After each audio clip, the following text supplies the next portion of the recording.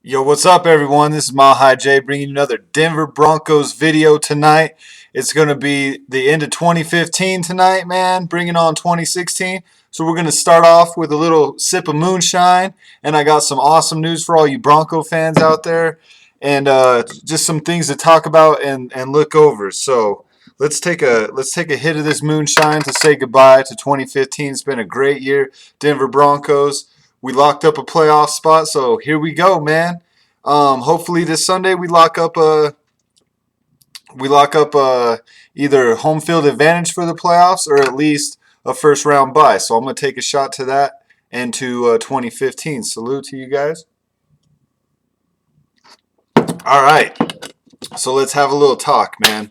So last summer, right before the season started, my wife was doing the 7K run for the Denver Broncos to kick off the season. It's like season kickoff thing. So she's doing the run. Me and my boys are walking around the stadium, and we see this big old gold plaque on the wall on the side of the stadium on the brick wall. If you guys are friends with me on Facebook, you'll see I posted that thing on there today. It's about this guy, Charlie Goldberg. Um, Charlie Goldberg um, was like a huge entrepreneur for the Denver Broncos, starting in 1960 and all the way until he died. And I think it was 2002 he passed away. But so he was a big part of like the quarterbacks booster club for the Denver Broncos.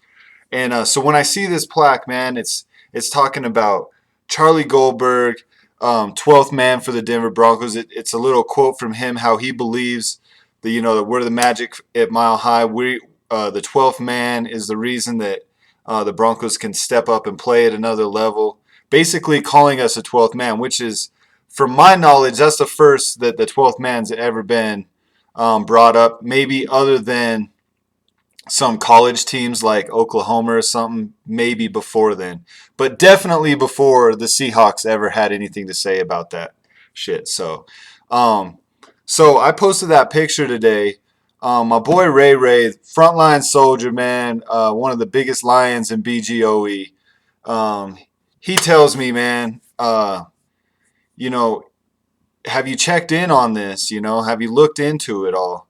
Um, go do some research on this dude, man. So I did.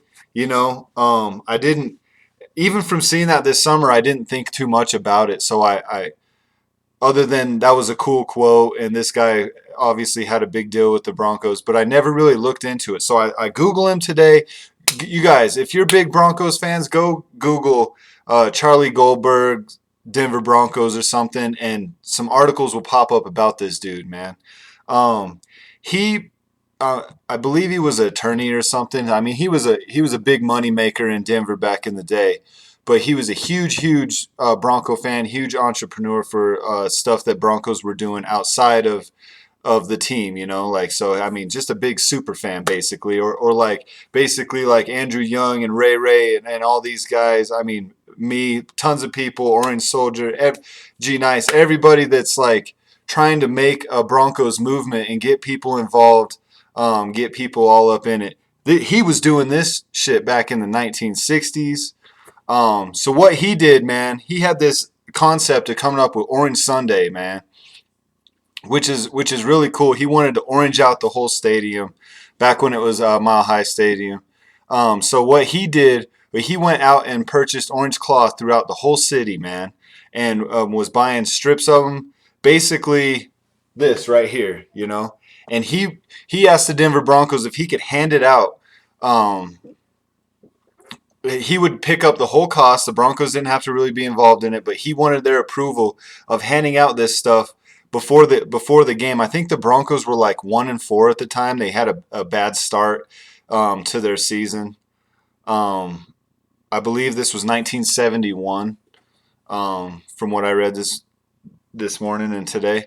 And so the Broncos said, yes, hell yes, whatever. You're picking up the cost, like you want to do this? Yeah, we're all for it, So he deemed it Orange Sunday, man, and him and his crew got together, a bunch of booster guys, and they just started handing out these towels before the game, man.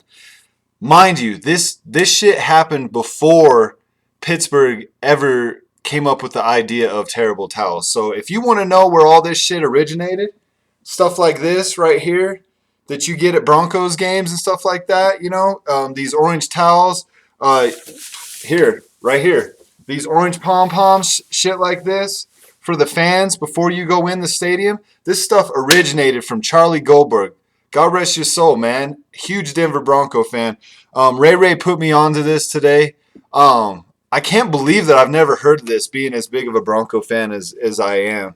But I mean, it's big news for me. It's got me all fucking fired up today, dude. I'm so pumped up, that I know who this guy is now. And so Ray's like, dude, since you checked into this, check out this freaking verse I did for this song called Orange Sunday, man.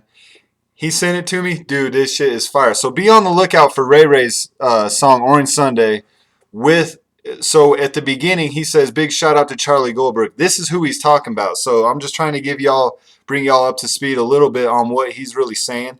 And he basically says everything in there. It was like 51,000 fans, 61,000. I think it was 51,200 fans that day that they passed out these orange flags, man. Not no terrible towels. This is how it started. This is how it originated. So I just thought I'd bring y'all up to speed on that, man. I'm so pumped today. That gave me like just a big smile on my face, and my boy Ray turned me on to that, and I appreciate that, my dude. Thank you, man. And so I just wanted to get the word out there to see how many people that watch my videos know that as well. And if not, now you know something new about the Broncos, and it's freaking big news. So if any Pittsburgh ever tries to give you shit, any Pittsburgh fan tries to tell you how it is about, oh, we got the terrible towels. Hey, who thought of that shit first? And Seattle Seahawks, 12th man. Man, I've only seen you guys rocking that shit for not even 10 years. Not even 10 years. They hold these big old 12th man flags, number 12 flags outside their house and shit. It's fake, dude. I know there was college teams that came up with that before y'all, but y'all act like you're originators of some shit, and y'all can back the fuck up with that, man, because Goldberg, he died in like 2002, and he was claiming 12th man shit. Like, we are Broncos country. We bring up the power. We make these players play up to another level, and he was kind of an originator in some of that stuff long before I was born. So salute to you, Charlie Goldberg, and Ray. Man, thank you, man, for that info today. So I want to talk a little bit about this coming up week. We got Crimea River coming to Denver. All we need is the W, and here we go. I know if we get the W, we at least got a first round bye. Let's watch the early game. Pray for the Patriots to lose to Miami somehow, some way. I mean, at this point, I don't really see it happening, but I hope, the Dolphins want to play spoiler and just go at these fools and at least make them play super hard to get a win on Sunday, and hopefully maybe pull off on any given Sunday, man.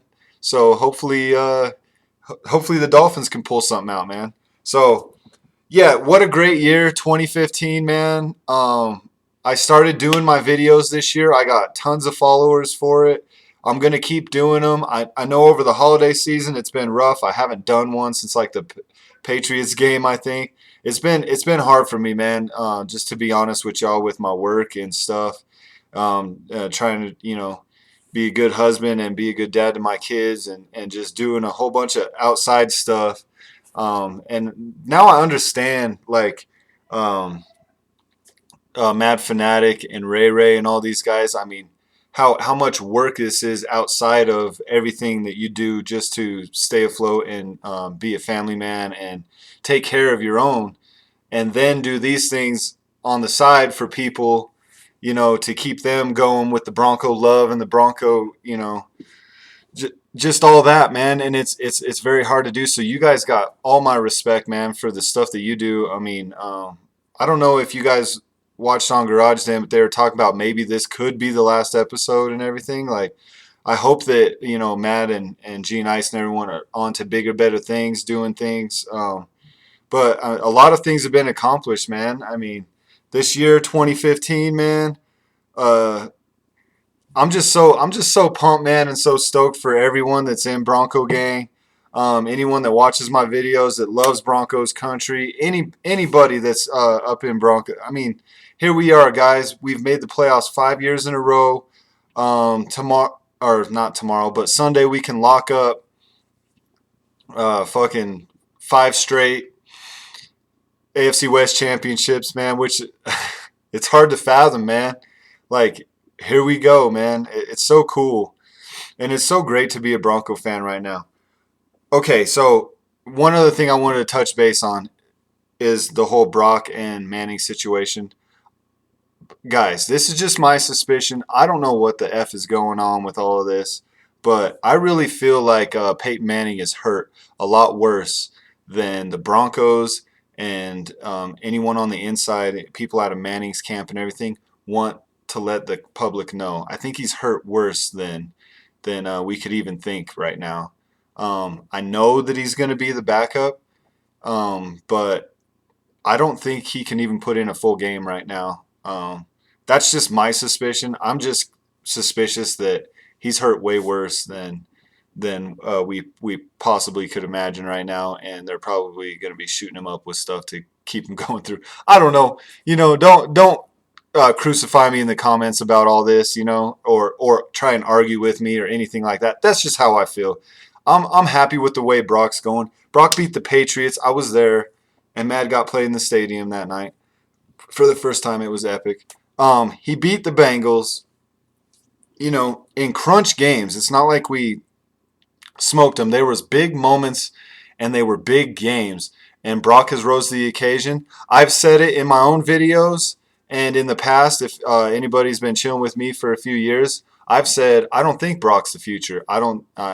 Ray and I discussed it at the Guzman's house one night. I was a big fan of Matt Stafford coming in, so I've been wrong. I'll admit that I was wrong about how Brock could come in and do. He's doing great. I freaking love everything he's doing right now. He's young. I like how the team's rallied behind him. I like his fire. I like how when they score, he's like hugging players and yelling, and I just like his fire right now, man. So I'm willing to ride with him through the playoffs, and that's just how I see it going. Once again, don't crucify me in the comments or try to argue with me about this and that, because I've been through it in my mind, and I've been on a million different chat sites, people going back and forth on this, and it's kind of split in Bronco country. Like, are you a Peyton Manning fan or are you a Denver Bronco fan? Let's go with what's best for the team, what gives us the best chance, and trust that Kubiak knows what that is. So if he's cool with it, I'm cool with it, man. If he wants to roll with Brock, I'm rolling with Brock, So, yeah. Props to everybody that watches my videos. I love y'all. 2015 has been great for me. I hope it's been great for all y'all. Yeah, big things coming next year as well. I look forward to big stuff in the off season within Bronco Gang, and just all of us gelling and becoming an even bigger force. BGOE, man. Bronco Gang over everything, man. I love y'all. Ray, thanks for all that tonight, man. I appreciate it. Here's 2015 to all you and your family and all your loved ones. God bless you all. Thank you very much for everything, all your views and subscriptions to my channel. I love y'all. Let's get out with the old 2015. You're gone. Let's get in with the new 2016, and let's go Denver Broncos in the playoffs. Let's do this, baby. So God bless y'all.